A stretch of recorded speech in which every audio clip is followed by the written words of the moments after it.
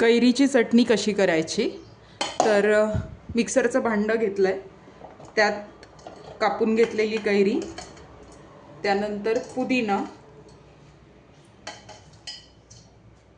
कोथिंबीर आणि हिरवी मिरची. तर हे फिरवून घेऊयात.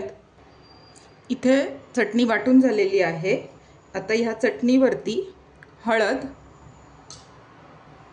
त्यानंतर थोडंसं लाल तिखट चवीपुरतं, जास्त नाही, आणि मीठ टाकून घेणार आहे. मीठ टाकते. एकीकडं आपलं तेल देखील तापतंय. ते तापलं की आपण फोडणी करूया.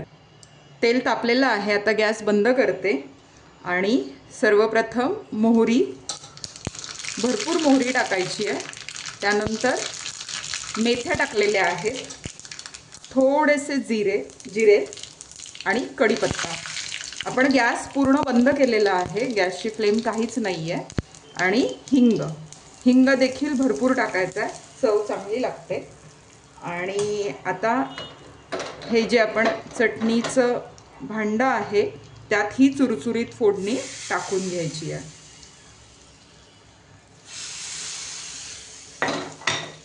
तर आता ही छान हलवून घेऊयात.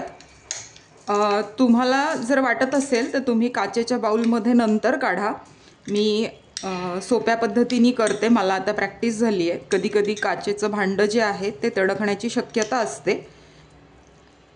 तर ही अशी मस्त उन्हाळ्यात तोंडी लावण्यासाठीची कैरीची चटणी तयार आहे. नक्की करून बघा.